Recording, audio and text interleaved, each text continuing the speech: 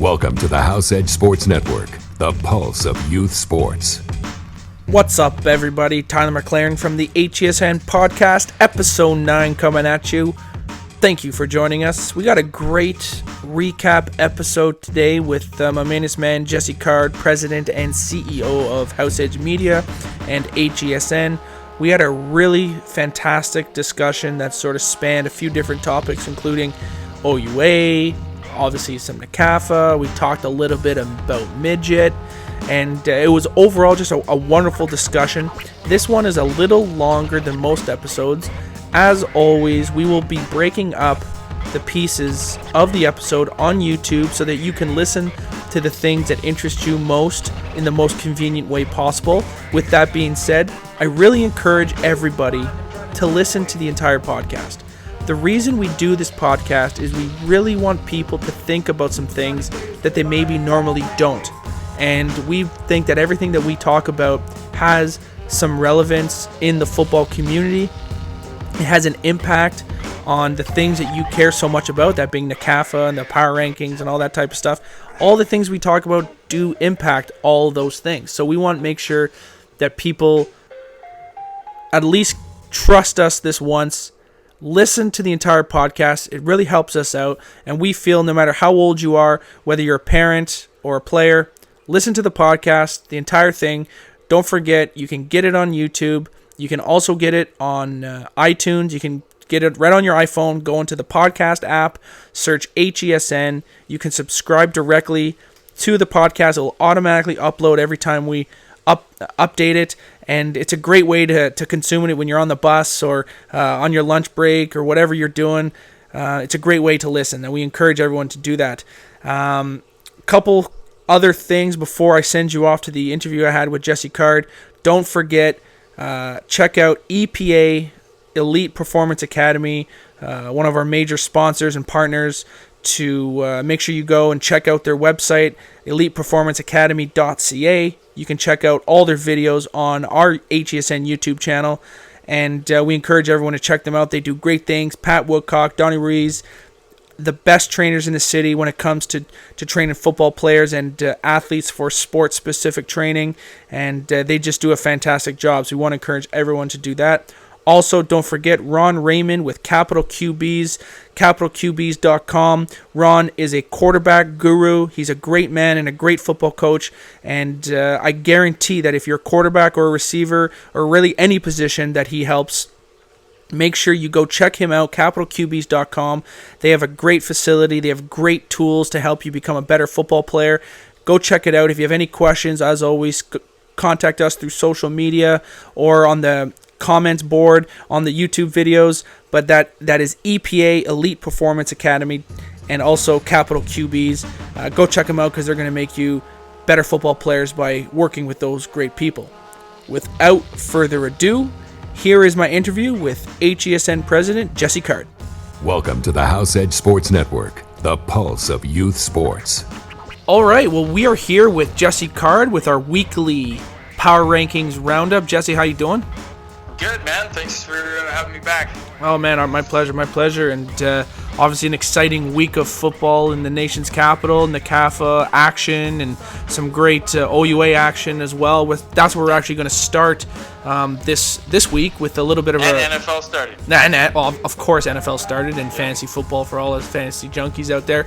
But we wanted to start today just a little bit of discussion about OUA football, a little bit of discussion about what's been going on in the standings. Obviously, hugely competitive this year so far in the OUA. We have two undefeated teams, 2-0, Laurier, and you know what? I can't actually remember the other team that's 2-0. Oh, Ottawa U is 2-0, and then we have four teams that are 2-1 right now, including Carleton, Western, McMaster, and the surprising York Lions at 2-1. So, obviously last week, Carleton University had a huge win, probably their biggest win in franchise history, against the Western Mustangs, 38-31, comeback win. Jesse Mills, best game as a passer. I think he was 25 for 37, 330 yards. Huge game for Carleton Ravens. I wanted to get sort of your opinion of what you've been seeing in the OUA this year so far. Yeah, man, it's it's wonderful to see because it makes the game so much more exciting when you don't really know.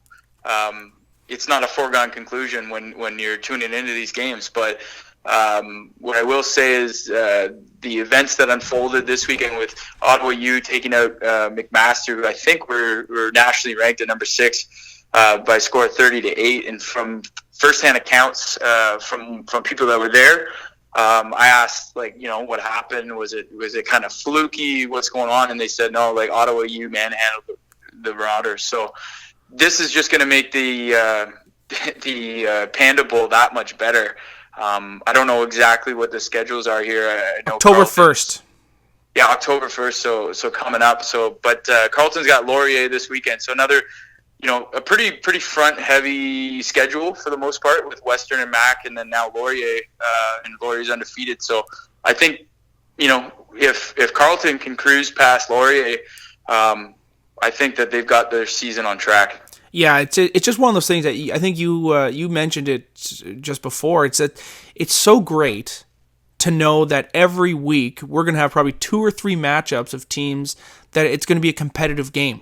Based on, our experience when you played at McMaster, most of the games that you guys played, you guys were destroying teams. And there was probably 2 games a year that you knew you had to stay focused. It was Western and it was Laurier. But other than that, most teams that you played, you were pretty confident that you were going to whoop their butts. And now that we have... Sorry, go ahead. I was just going to say, if I look back to 2002, which is the year that I started in the OUA, I think it was Western. Obviously, it was a big opponent, and Craig Marshall, head coach for Western, was our coach at McMaster at the time before he left for the Ticats for a few years. But that was his alma mater. So every week there was a different tone when we went to go play Western. But Waterloo was kind of in the same category of kind of the basement dwellers of the OUA. That hasn't changed.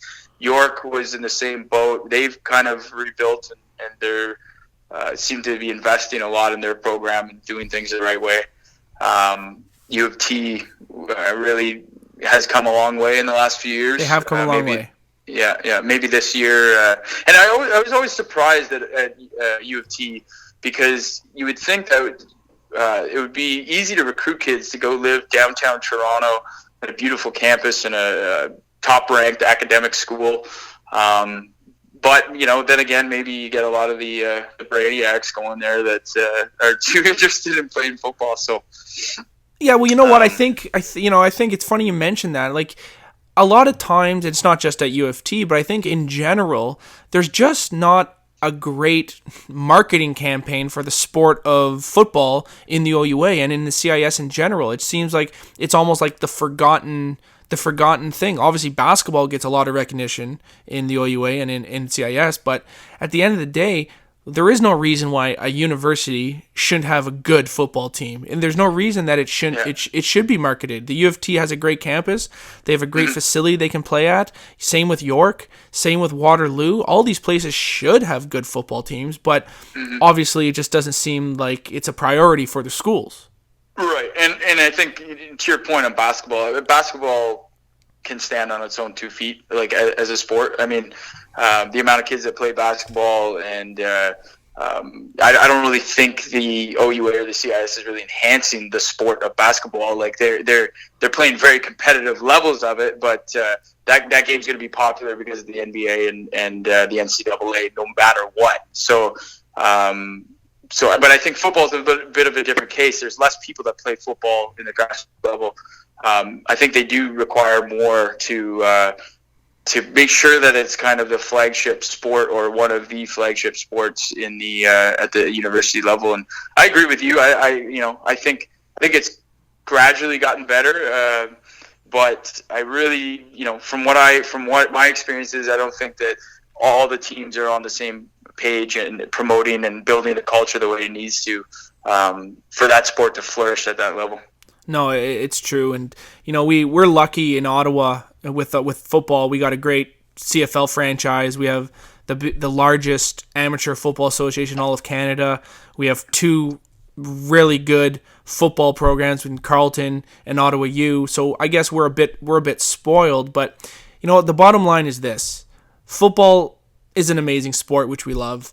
And the product that the OUA and the CIS in general is putting forward nowadays is the best it's ever been. Yet we still don't have. Yet it's not on TV for the country to watch, and it's not in a position where people can really become fans of it, because, well, where do they go to get all this information? You're only a fan if you know somebody in it, or if you're maybe you went to Laurier and you might follow up on how the football team is doing. But this is a sport that should have a great fan base, in my opinion. This is just my opinion here. Yeah. It should have a great fan base. And I mean, there's also a culture. I mean, like, if you think about the big boosters and the alumni in the United States, I mean, a good part of the reason why these programs do so well is because they've been able to create a culture with alumni to support it and continue to financially endorse what the product is, right? So they have a very and some schools do a really good job of this. Some teams have a non-existent alumni base, but at the same time, as an ex-OUA player and CIS player, there aren't a lot of opportunities, I don't think, for guys to come back to the sport. I mean, unless you're going to devote your life to be a professional coach, and kind of go that direction and quit your job. And I mean, really, other than coaching, what other options are there for ex-CIS guys to get involved? There's not much, there really isn't. In my experience, there isn't. So I think that's an oversight. Can I suggest like ways to do things differently? I mean, no, not necessarily, but I just know that building that kind of culture and that fan base of bringing people in and truly caring about what recruits they're bringing in, the moves they're making on the roster, like all these sort of things that kind of enhance the experience for a fan are non-existent.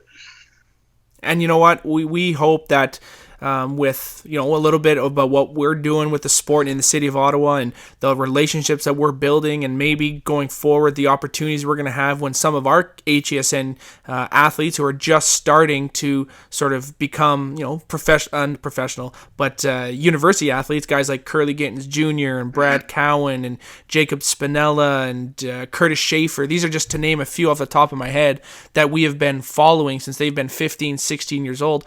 Hopefully, with their success, which all of them are, successfully making teams and now contributing on the field, hopefully we can shed some light on their successes, on the programs they're a part of, and more people can join in, and then maybe it can sort of snowball into something even greater. And you know what? Yep. I always remember when the Score started doing the weekly games for the OUA football. I thought that was just the one of the most important things to make this sport become better than what it was.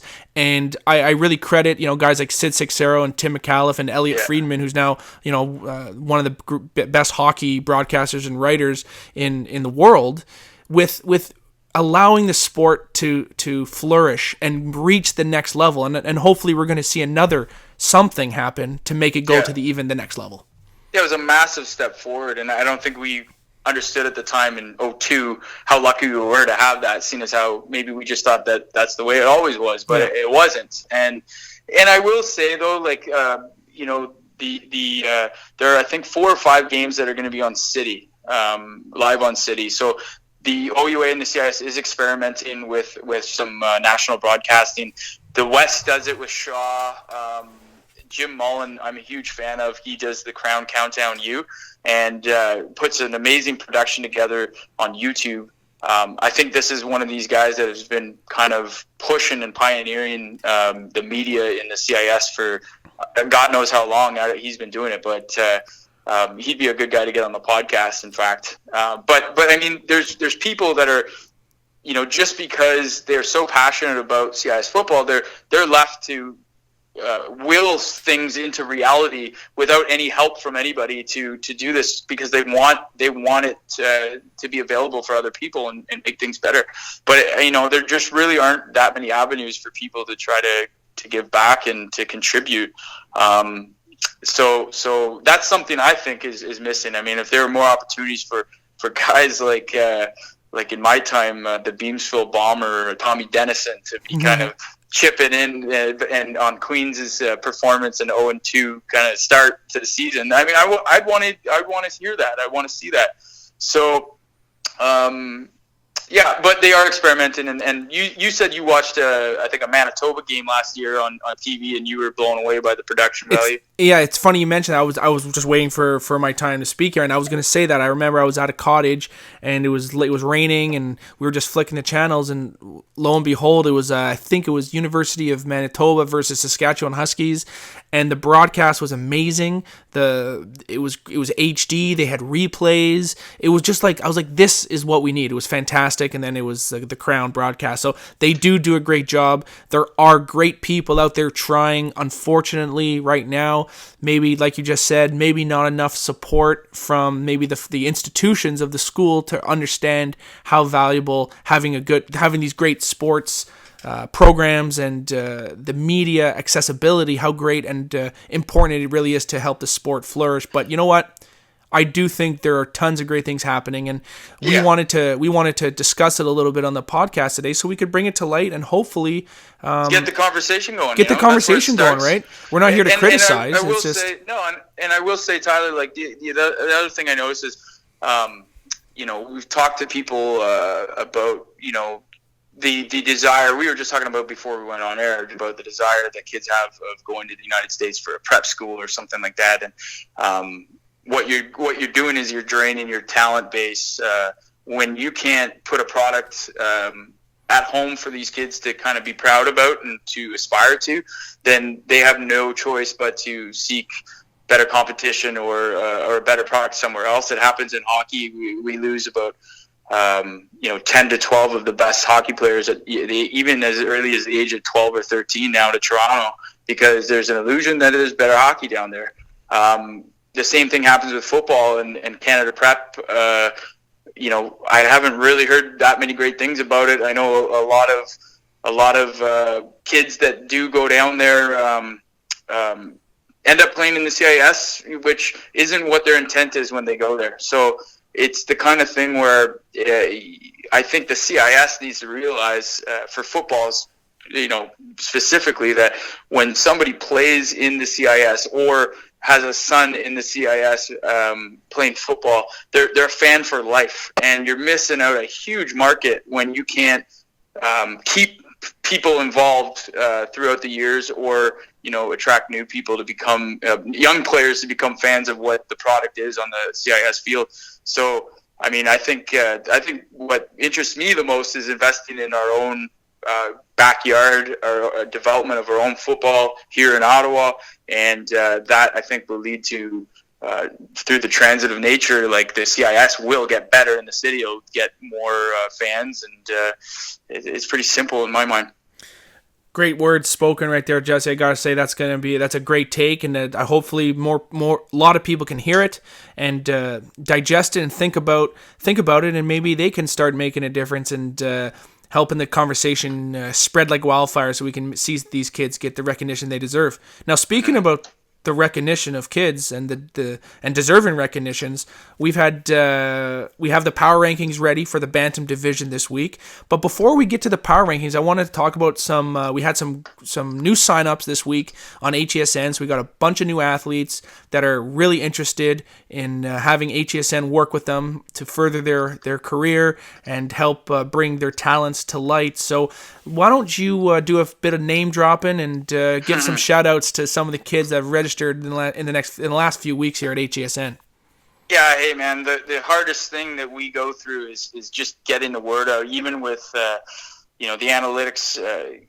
Tyler, if you and I looked 6 years ago and said, hey, we want to post a video and get 600 views in less than 24 hours and on one video and getting 40,000 plays a month, we would have thought we were crazy. But trying to just get 10 views, we thought was good back in the day.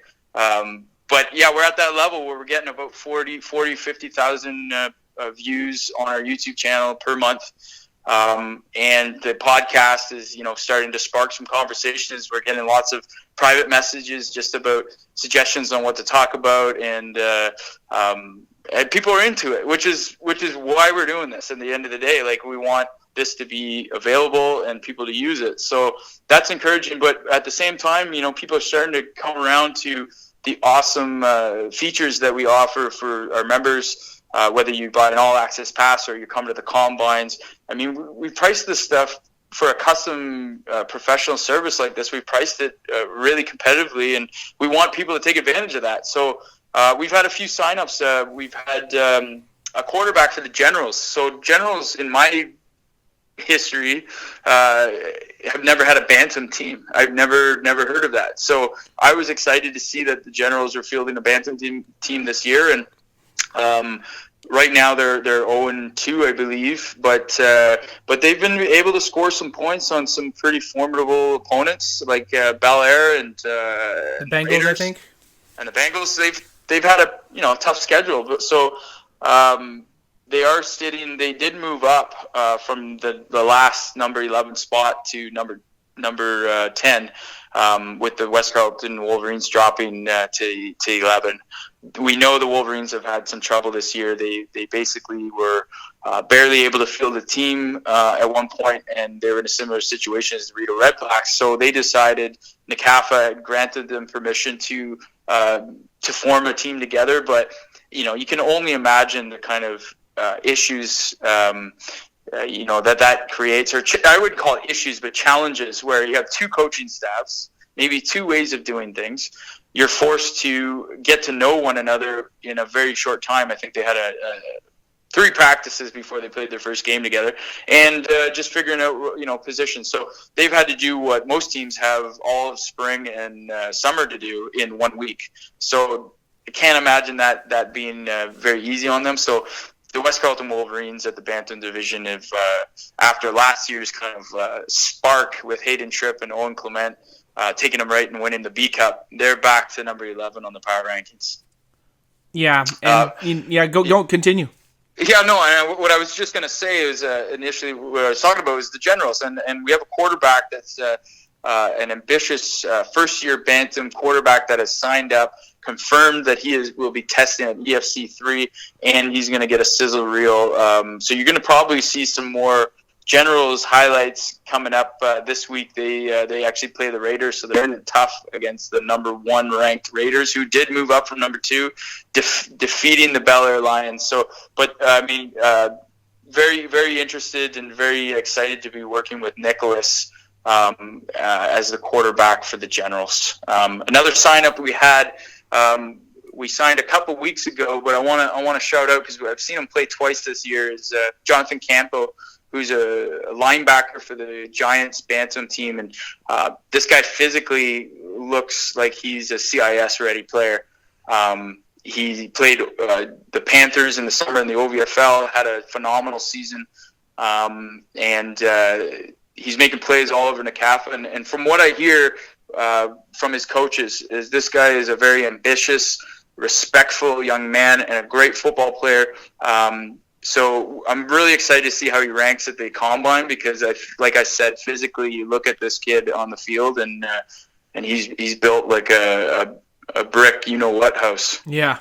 You know what? That's the best part about this whole thing, is that what we're trying to do is we're trying to make sure that people are aware that we got great athletes right in our backyard trying to do great things. And with the wonderful support that NCAFA allows these kids to have with a great organization and teams all over the city, and the relationship that NCAFA and HESN have developed over the past 5 years, we feel that we're giving these kids an opportunity. And this is what this podcast is all about. We're here to talk about the kids. We're here to talk the teams.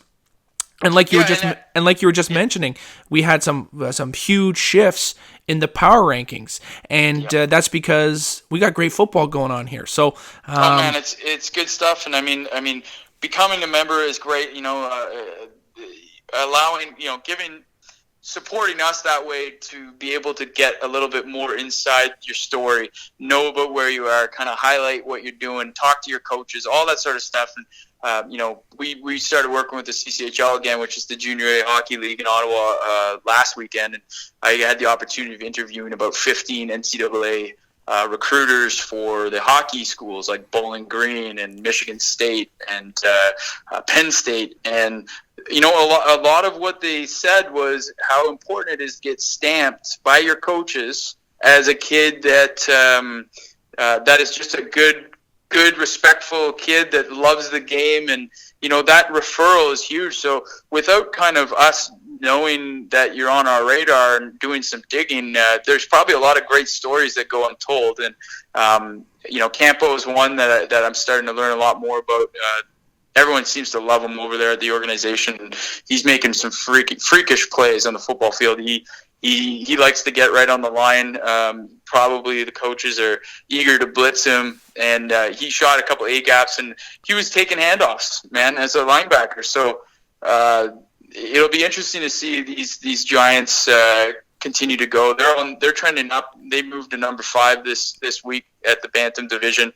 The Pee Wee division, they're at number 3. So they're on their way up to have a clash with the Cumberland Panthers. So we got to keep our finger on the schedule and see when that's going to happen. Well, let's take a look at some more detailed look at the power rankings. So, Sure. Like you mentioned earlier, we got the Raiders, who not dethroned, but definitely in the power rankings dethroned the 2-time defending champion Bel Air Lions, dropping them from number 1, and now the Raiders are now number 1. And I think that with you guys, with a successful 51-0 win against the Wolverines this week, you guys are now obviously number 2 on the power rankings. Where does the power rankings go after that? Yeah, you're right. So Raiders claim number 1, and it's going to be tough for them to move. One thing, not to jump ahead too far because we know anything's possible, is that those two teams, number 1 and number 2, face each other in the last week of the season. We've had a readjustment. Frank handling the schedule down there.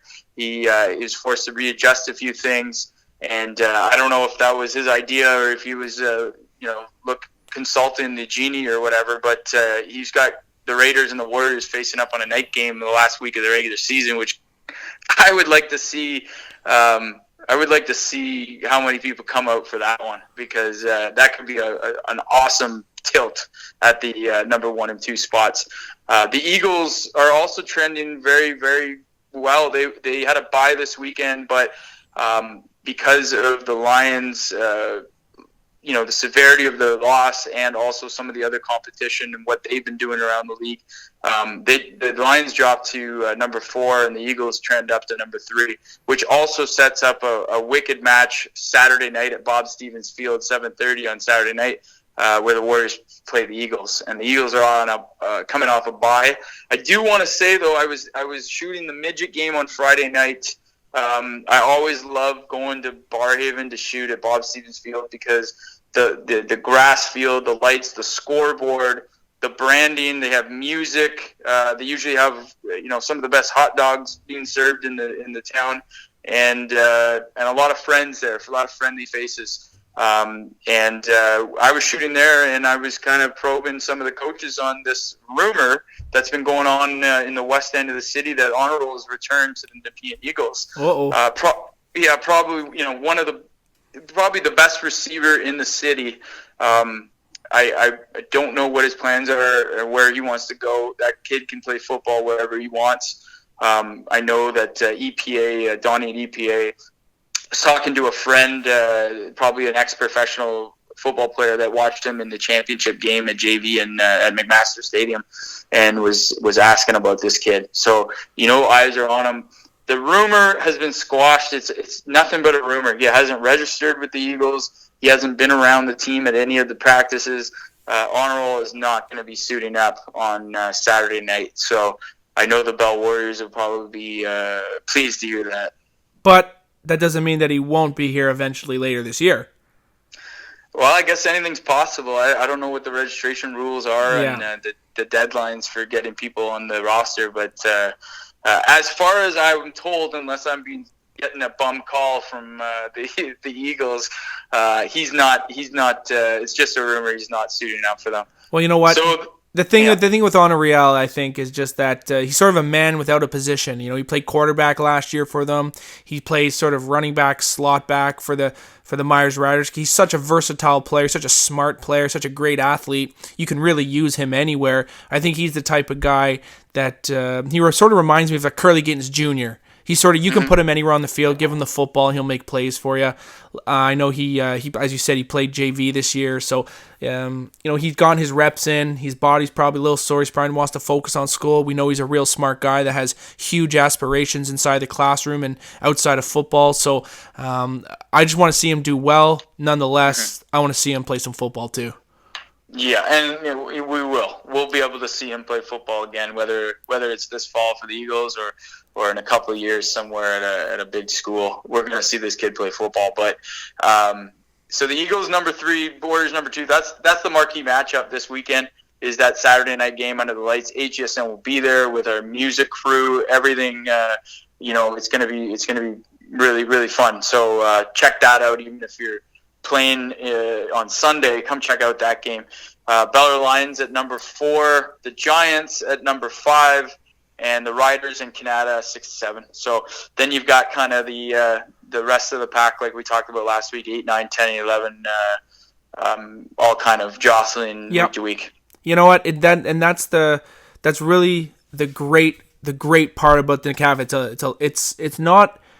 It's a long season. And the things, kids with these age groups, things change on a dime. You can have a kid quit, or a guy get injured, or a new player come back from injury, and all of a sudden your season can change. And if you get on a little bit of a hot streak and you catch a few breaks here and there, who knows what can happen? We saw what happened with the Beller Lions the last few years. We saw that what happened with the Mustangs a few years ago. They started off slow and they came on strong at the end. And what's really great about this age group, Pee Wee and Bantam in general, is just the raw emotion, the purity of the competition, the fact that these are kids that are really, they think it's the big show, because it is the big show for them, and they watch NFL football and CFL football, and they play Madden, and they want to be like that, and you see it come through on the football field. And that's why the Pee Wee and Bantam is really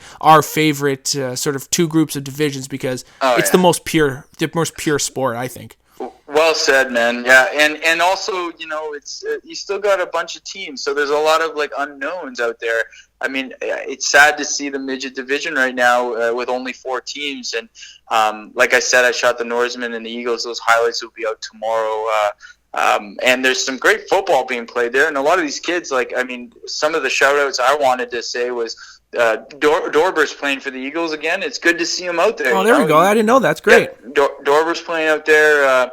Richard Burton, who I hadn't discovered until the championship game last year for the Lions, but just a great slot back white boy. That's I just liked the way he played the game, and he's out there. He's got 4 touchdowns with the Norsemen. He's by far the most productive receiver for the Norsemen. That's great to see them playing. Tyler Broman, another kid that was came up through the Warriors development model. Was our MVP last year. You put him anywhere, and he's just this kind of kid that will say yes, coach, and do it to the best of his ability. Now he made such an impression on me that we've got him working for HESN now. So probably got the coolest job as a 17-year-old in the city. I'm confident to say. So I mean that's great to see these guys out there playing, but to have only 4 divisions, and the Norsemen handled everyone except for they played everybody except for Canada, and Canada hasn't won a game yet. So I have to say that it kind of takes away a little bit of the excitement of the league or the division when we might be seeing the same teams have the same kind of unbalanced scores the whole fall. And and what you said about the Bantam and the Pee Wee division is the opposite. I mean, we got 14 teams at Pee Wee, we got 11 at Bantam, and anything can happen. And that's the whole thing. We know that at the 17, 18, 19-year-old division in Midget, the trouble they have of getting kids, and the way that the high school's set up in the sense of that you graduate at 17. So a lot of these kids are sort of, it's the purgatory of the football world right now, because just the way the ages are structured. It's nothing that right. It's not the kids' fault. That's the first thing you want to say is that these 17-year-olds that are playing, some of them are the Jacob Spinellas that are destined to go get a full ride at Laurier and compete in his first year for a starting quarterback role. But you do have the other situation where they're lining up next to maybe a kid that was an okay bantam player, but maybe has already dropped out of high school and is working a full-time job. So without a high school degree. Or diploma. So, I mean, it's kind of, in my opinion, it's kind of strange, and I'd like to see maybe some work done at that division, because the way it is with the 4 teams this season, I think the proof will be in the pudding that, it's a fast level of football, but it could be maybe differently structured, in my opinion. And it's also we're really basing it on what we saw last year when we had 8 teams in the division, and we thought that maybe last year would be a great sort of building block opportunity to really rejuvenate the name of midget football and bring it up a notch, because last year obviously we had a couple great teams, we had a fantastic championship game, and we really felt that the momentum could be carried into this year. Unfortunately, for reasons that no one really understands still, it didn't work out that way. But we know that the people involved are busting their butts, and we know that the kids that are playing and the coaches that are there are all trying their best and doing a great job with it. And we encourage everyone to go and check out the games and support your friends and family. And you can go check out the highlights that HESN is producing for the Midget League in NCAFA, also the Bantam and Pee Wee. And it's just the bottom line is, like you just said, you can't blame the kids. The kids are there playing, so don't hate on the kids. Support what they're doing, and they really work hard at their craft. Absolutely. In fact, another cool story that's kind of gets back to your original question of some of the new kids that have kind of made themselves known to us is a kicker, Kieran, who just moved with his family from Calgary, and I'm looking forward to actually meeting Ken, his dad, in person, because we hear a lot about how good Calgary football is. They've got an amazing junior program. The quarterback for McMaster that came from the West Junior football program, Asher Hastings, who set some sort of CIS record, I think touchdowns thrown last year. He came from a product that's similar to what Calgary produces. So he said that he found us because he was looking for resources for the football player that maybe Calgary had that he found that Ottawa didn't, and he stumbled upon HESN. So I mean, on one side, I think that's great to hear that our service is out there and is in demand, but also it's good to hear kind of his take on how football is different in Ottawa compared to Calgary. And his son is a kicker, number 39, that is looking to take it to the next level. So it'll be interesting to see him test at EFC3 and hear more about his story. Well, Jesse, I want to thank you for joining us on episode 9 of the HESN podcast. We had a great discussion about a lot of different topics tonight, and we felt that they were important to discuss, and we encourage everyone to listen to the entire conversation that we had this evening and formulate an opinion by yourself. Talk about it with your friends and family. And if you have any questions, as always, make sure you guys connect with us through social media. You go to the comment section on the YouTube channel where you can put your opinions and tell us how wrong or right we are. We want to hear it. We love to hear it. We don't take anything personal. And we want to encourage everyone to share everything here. You can get this on iTunes as well. So there's a lot of different ways you guys can consume this. And the last thing I want to ask you, Jesse, is where can people watch all the videos, and how can people go and register, and what are they going to get when they do register? Absolutely. So I think the best way to view and kind of experience HESN is through the YouTube channel. We have various playlists on the homepage. You can subscribe there. And I mean, I've kind of gotten into YouTube only in the last 5 years, where I subscribe to channels of interest, and it emails you the recent updates. When you upload a video, you see right away, it buzzes you on your phone that HESN has uploaded a new video. It allows you to share it on social media. So And at the end of the day, it helps us when you share videos and you like them, because that's how this thing is going to grow. And the more members that we could sign up, theoretically, the more games we can cover, and the more people we can pay to shoot. So examples like Tyler Broman coming to work for us. It can be done again and again with other kids that show an interest in sports media, maybe kids that are considering going to Algonquin College for TV broadcasting. We can really build this into kind of a community sports network. We can shoot more games. We can tell more stories about kids, and all it costs is $25 for the year. You get a t-shirt thrown in there too. If you're maybe a more serious family or athlete that wants to really make sure they're getting the best opportunity and exposure possible, we have an all-access pass, which will give you the 3 combines throughout the year too. And if you really want to hear about the benefits of the combine and the idea behind that, you should listen to podcast episode number 8, where Donnie Ruiz from EPA talks a little bit more in depth about that. And a highlight video and all your games filmed, whether you play OV or NCAFA or high school. We'd try our best to get out to every single game for you. At the end of the day, the more people that are supporting us, the more we can support other people. And once we get to a threshold, we'll be able to do some really cool stuff. We've got some. You're going to see at that Saturday night game. I don't know why I said that, but that Saturday night game, we're going to have music. I met a wicked DJ at the Giants field that owns a food. It's not really a truck because he's built a permanent veranda, but it's on Innis Road. Wish I could tell you the name. I'd shout him out, but this guy Yannick is awesome. Jeff Woodhouse had him cooking jerk chicken and poutine, and he's doing great.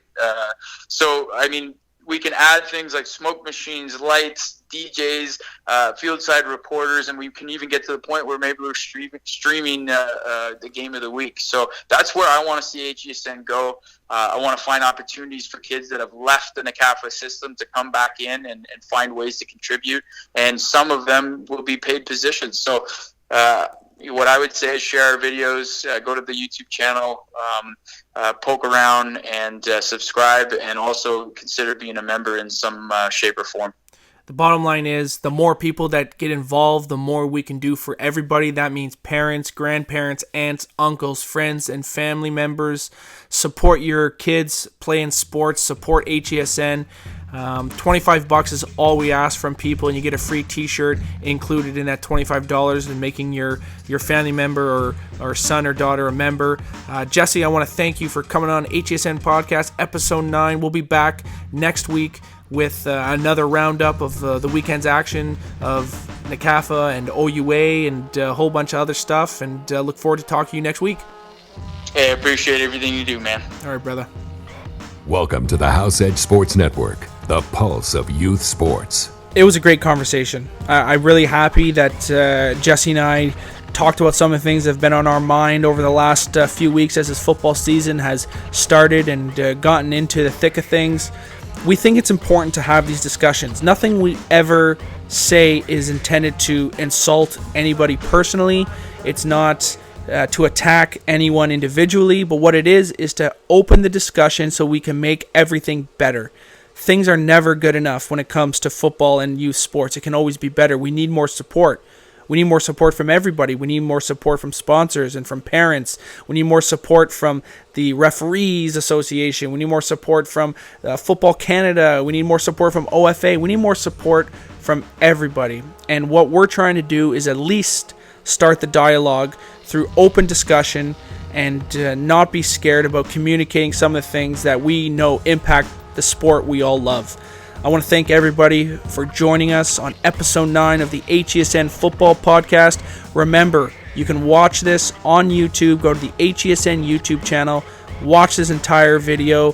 That will be the podcast. We also break it up into more manageable, bite-sized portions that will focus on the specific topics in the podcast. Also, you can go to the iTunes store on your podcast app and subscribe there, and make sure you guys have an opportunity to listen to it. That can be listened to on the bus when you're going to school, on the way home when you're going to practice. You can listen to it with your parents in the car. We encourage everyone to do that. Love it, share it, listen to it. I'm Tyler McLaren from the HESN podcast. Peace. The biggest youth football event is coming to Ottawa. EFC 3 this November. Register now at hesn.co. Know where you stand. Get tested. Get ranked.